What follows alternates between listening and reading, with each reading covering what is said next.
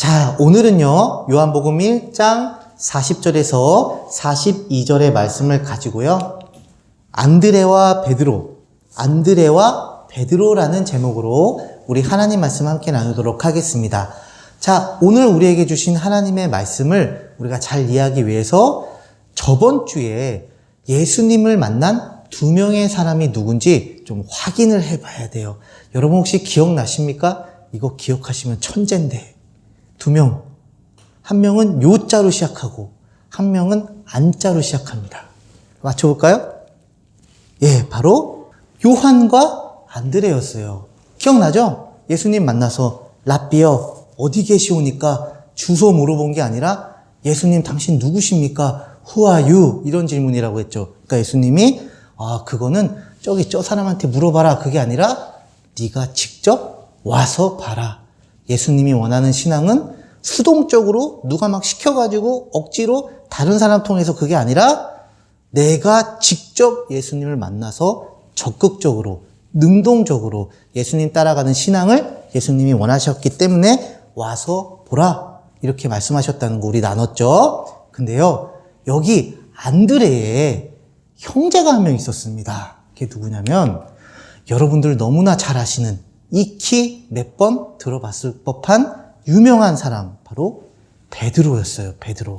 베드로가 형이고 안드레가 동생이었어요. 근데 그 형제는 갈릴리 호수에서 어부로 그 생업을 유지하는 물고기 잡는 사람들이었어요. 그런데 안드레가 베드로에게 정말 일생일대의 엄청난 이야기를 하나 전해줘요. 그게 뭐냐면 이 얘기입니다. 형, 나 있잖아. 사실은 며칠 전에 드디어 내가 메시아를 만났어. 이 메시아는 번역하면 그리스도다.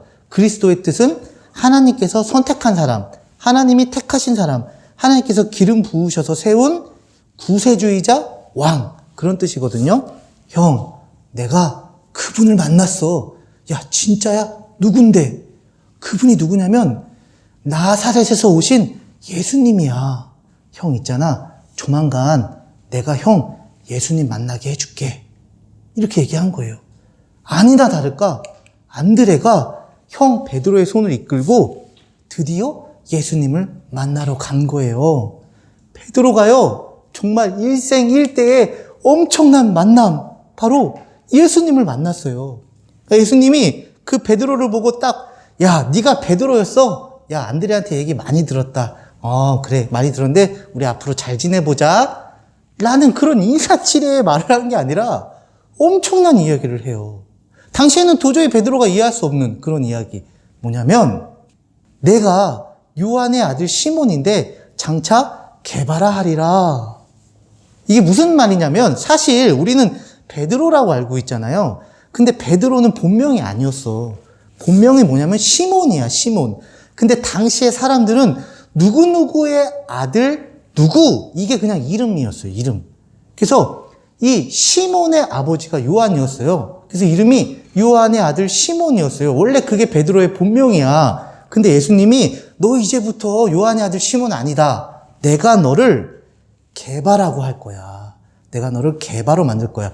게바는 번역하면 그게 베드로예요. 베드로. 근데 그 베드로라는 이름 뜻이 뭘까? 그거는 조금만 이따가 좀 살펴볼게요. 너무 중요해서. 자, 여기까지가 오늘 본문 말씀의 배경이고요. 오늘 본문 말씀을 통해서 하나님이 우리에게 주시는 귀한 세미한 음성을 들어볼게요. 첫 번째는요, 우리 함께 읽어보겠습니다. 시작. 그가 먼저 자기의 형제 시몬을 찾아 말하되 우리가 메시아를 만났다 하고 데리고 예수께로 오니. 여러분, 우리는 이 말씀, 안드레가 베드로를 데리고 예수님께로 간 이 말씀을 통해서 우리 안에 있는 약간 잘못된 고정관념을 하나 좀 깨려고 해요. 그게 뭐냐면, 전도는 내가 어떤 사람을 교회로 데려오는 것이다 라고 생각을 해요. 그런데 그게 맞아요. 아주 좋은 일이에요. 아주 우리가 적극적으로 행해야 될 일인데 어떤 사람을 교회에 데리고 오는 것으로 전도가 끝나는 게 아니에요. 그 자체는 전도가 아니에요. 쉽게 말해서 전도를 위해서 우리가 사전 작업을 하고 우리 자주 쓰는 표현으로 밑밥을 까는 거지. 밑밥을 까는 거지. 전도하기 위해서 교회로 데려오는 거예요. 교회에 데려오는 자체는 전도가 아니에요.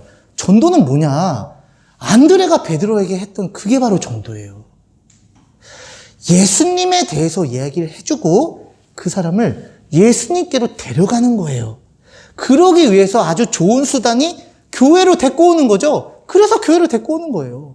전도의 또 다른 표현이 그래서 뭐냐면 복음 전파예요.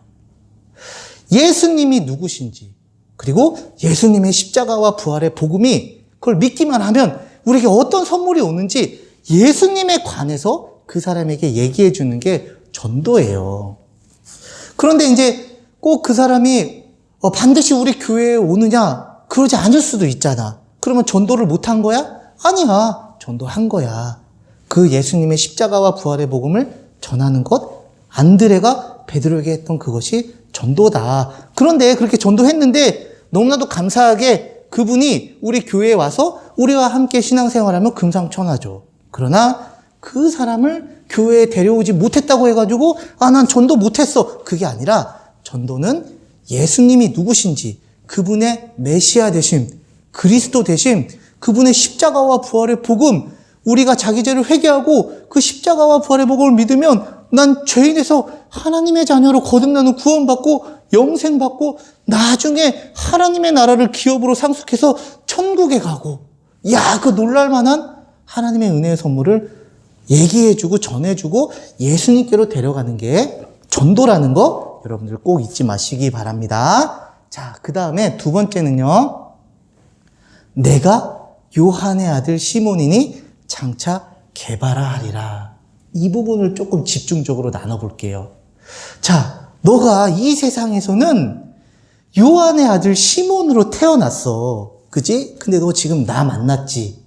그래서 내가 너를 지금부턴 요한의 아들 시몬이 아니라 내가 너를 개바로 만들 거야. 라는 예수님의 은혜의 말씀이에요.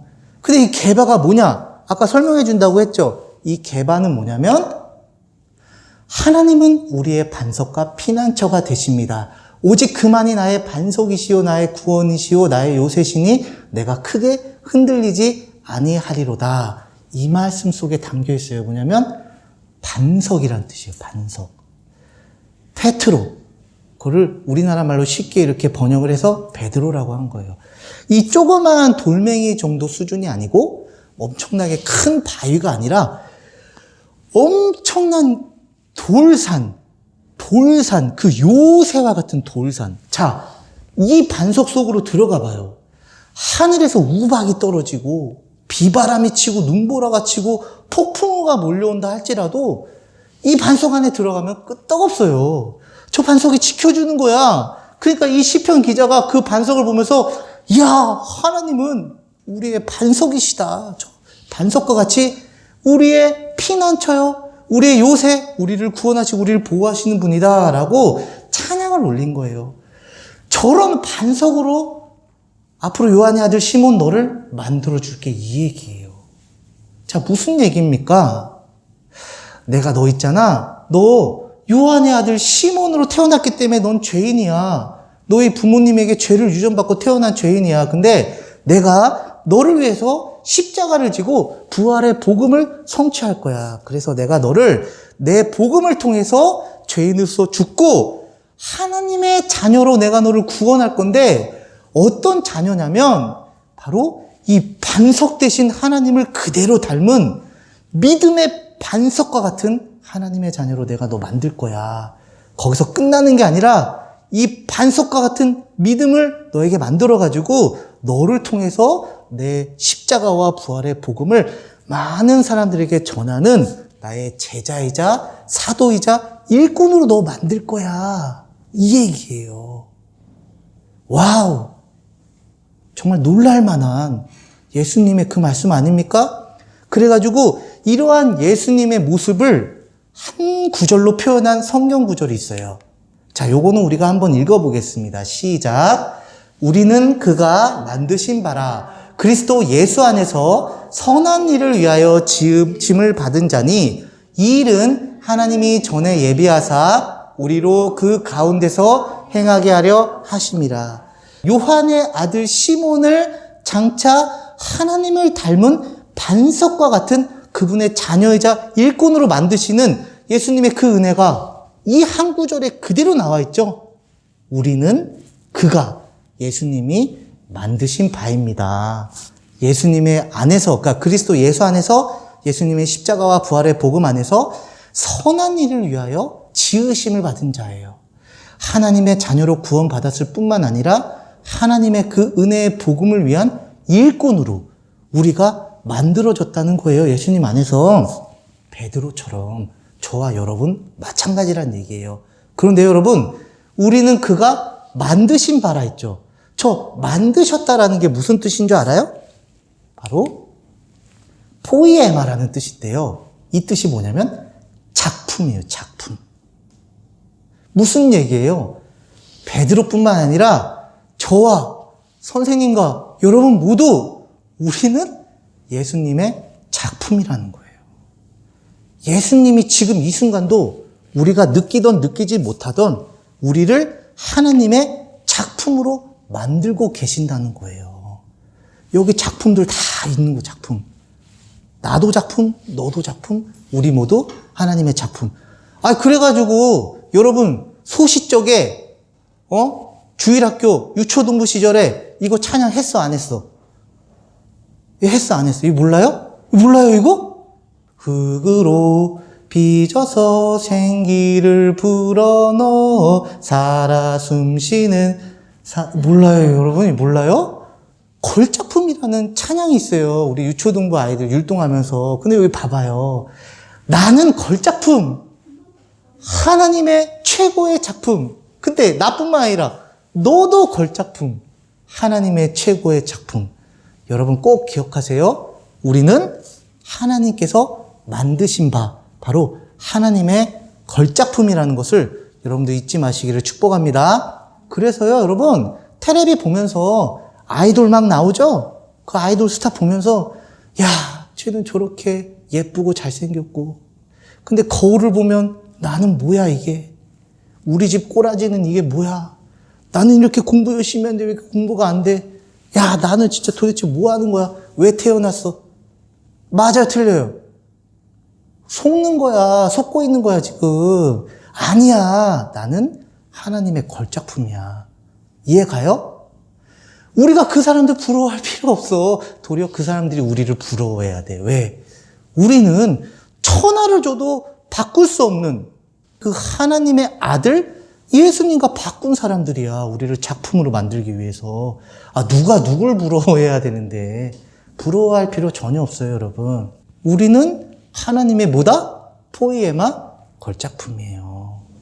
여러분, 자기 자신을 늘 초라하게 보게 만들고 자기 자신을 늘 비난하게 만들고 나는 정말 이래가지고 내가 앞으로 돼서 뭐가 될까? 목사님은 너무 안타까운 게 뭐냐면 꼭 수능시험 끝나고 나서 수능시험 잘못 봤다고 극단적인 선택을 하는 기사를 들으면 너무 가슴이 찢어지게 아프더라고. 그럴 필요 전혀 없는데 인생이라는 게 그 수능시험 그런 거 학교 아닌데 이 하나님 만나야 되는데 이 하나님의 은혜가 걸작품으로 만들어주는데 왜 비관할까? 적어도요, 제가 이 세상 모든 우리 중고등부 학생들을 다 그렇게 이야기해주고 할 수는 없지만 분명한 건 저와 함께 신앙생활하고 있는 여러분들만큼은 절대로 그렇게 생각하지 마. 아니야. 우리는 하나님의 걸작품이야. 하나님이 지금 여러분들 느끼던 느끼지 못하던 예수님 통해서 저 시몬 베드로처럼 여러분들을 귀한 하나님의 자녀요 일꾼으로 만들어가고 계신다니까. 여러분들 꼭 기억하세요. 우리는 뭐다? 하나님의 걸작품이다. 그러면서 나 자신을요, 내가 생각하는 대로 세상이 보는 기준대로 나 자신 보지 마. 나 자신 어떻게 봐야 된다? 나를 만들어가고 계시는 예수님의 그 눈빛을 통해서 나를 봐요. 그러면 내가 걸작품으로 느껴지게 될 것입니다. 우리 다 함께 기도하겠습니다.